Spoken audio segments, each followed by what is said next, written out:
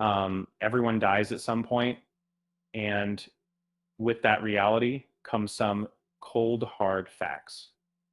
You will have a last kiss, a last hug, a last phone call, and it's a last photograph on Friday night. We met up at Casey's house. Even though she has an annoying neighbor, her parents built this amazing fire pit that's the perfect spot for chilly autumn nights. After starting the fire and roasting some marshmallows, she brought out something I hadn't seen in at least a decade, a disposable camera. This is a special camera, Casey said with a grin. Apparently, when you take a picture, it'll be your last photo before you die. I sat there trying to digest what she was saying. You mean the camera kills you?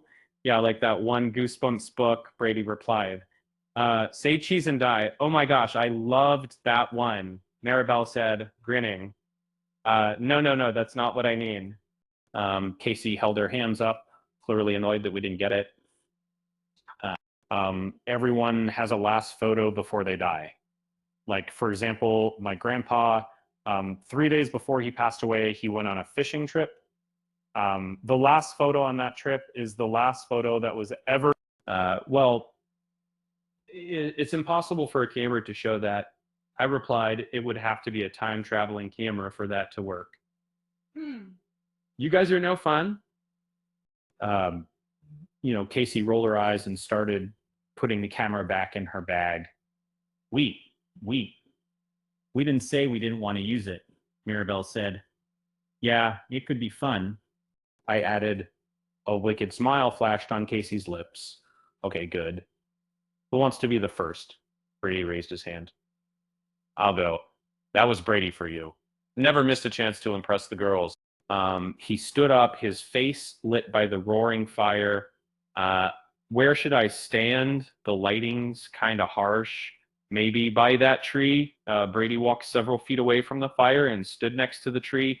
And then he leaned against it, crossed his arms, and raised an eyebrow. Casey raised the camera to her face. 3, 2, 1, cheese! Click. White light flashed across the dark backyard. Brady stepped away from the tree, grinning. Okay, who's next? Casey asked. I'll go, Maribel said. She pushed her glasses up her nose and stood next to the tree, somewhat awkwardly. Casey lifted the camera to her face again and took a photo. Click. The ratcheting sound of her rewinding the film filled the air. Okay, Benny, your turn. She said, shooting me a smile. I walked over to the tree, took off my baseball cap, and waited. Casey lifted the camera to her face, then frowned. Can't you smile? Nope. Oh. Fine. Click. She rewound the film and handed the camera to me. And then she posed next to the tree in a classic sorority squat pose. Yeah, this wasn't awkward at all. Casey and I had just started dating. But the longer things went on, the more doubts I was having. Sure, we looked good in pictures, a classic football star cheerleader match. In reality, we weren't either of those things. She was pretty, but extremely insecure, jealous, and high maintenance. I was a neurodivergent math nerd who just happened to luck out genetically and look like a jock. I stared at her through the viewfinder, her form slightly distorted. Click, hey, you didn't count down.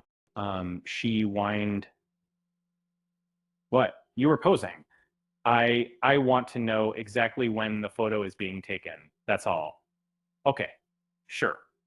I rewound the camera and handed it back to her. She sidled up next to me and lowered her voice. Hey, when Brady and Maribel leave, you want to stay a little bit after? Oh, I don't know. My dad's renovating the kitchen and he wants me to help him in the morning. Doesn't have to be long.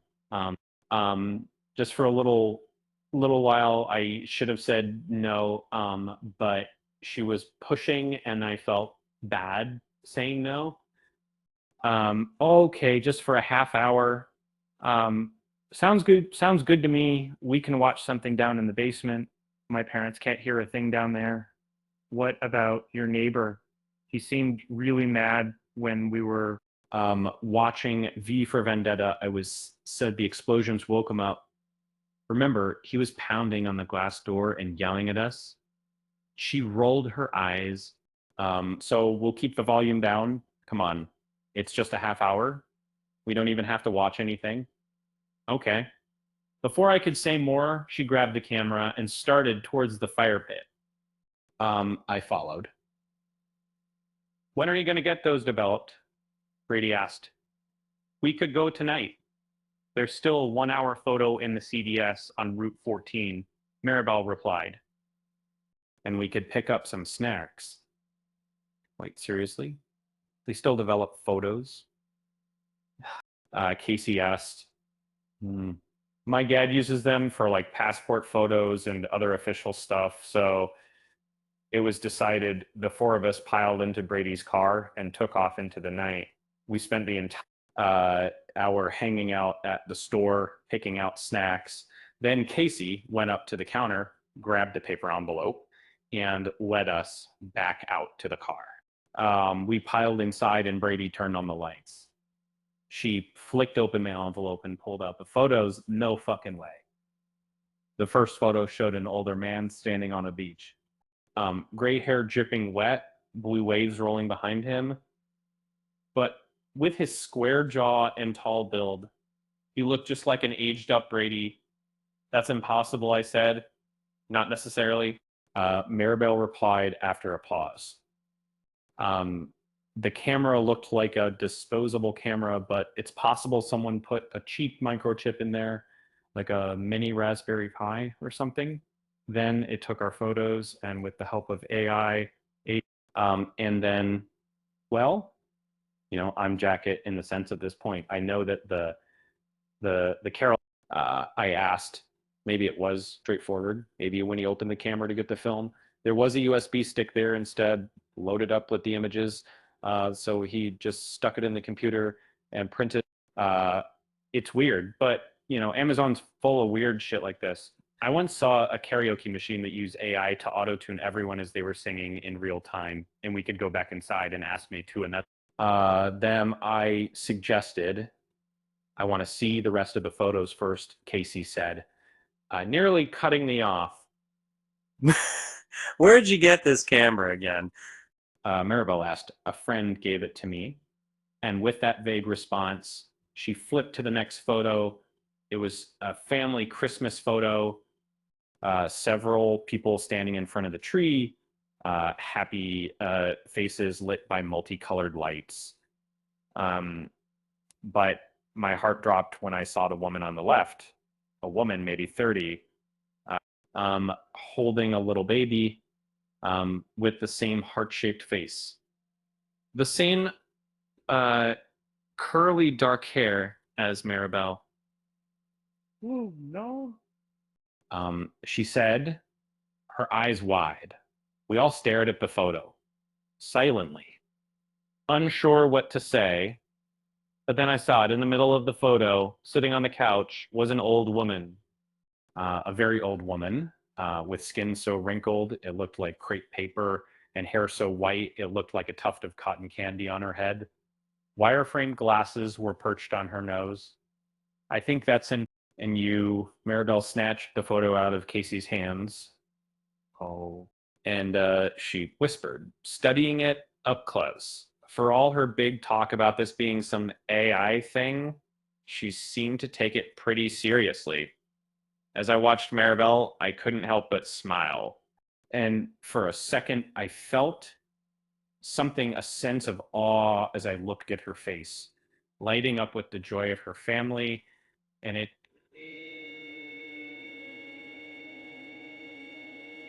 I never looked at Maribel as anything other than a friend. But there was something tugging at my heartstrings now. No, not even something I could put into words as a crush. or absetting attraction or lust, just something. A flicker of connection, of emotion, of Benny. I glanced at Casey and then I looked down. In her hands was the photo she'd taken of me. The exact same photo of me tonight holding my baseball cap, standing next to the tree, not smiling, staring straight ahead, eyes red from the flash. My first thought was the camera had malfunctioned and whatever this was, AI or otherwise, had messed up and glitched on my picture. And it's just spit out the photo as it was taken tonight. But as Casey, Brady, and Maribel stared at me with horror, I realized. So it's saying the picture you took of me tonight is the last of me alive. I guess so, Casey said. The silence pressed in. I shook my head and forced a laugh.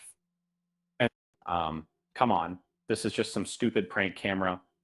Um, like Maribel said, it's some AI thing. Maybe it even purposely skipped some people to scare them. None of them were laughing. Okay, come on, let's look at Casey's. I plucked my photo from the stack and froze. Casey was sitting on the floor of someone's basement. Her hands were tied to a metal support pole with thick rope. A strip of duct tape had been placed over her mouth. The left side of her head was matted with blood, and a fin trail dripped down the side of her face. Um, Around her blue eyes were wide with fear and looking straight at whoever was taking the photo. This is some sick fucking prank. Brady muttered, his voice low with anger. Casey just sat there, frozen. Let's go home, Maribel said.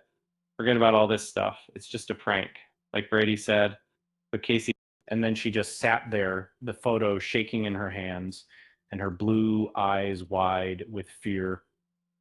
What's wrong? Maribel asked softly. The basement, she said, finally pointing at the photo. I recognize it. My dad and I went over there one time when he needed help with the fuse box, and I thought he was annoying, but I never. Casey, whose basement is it? I asked.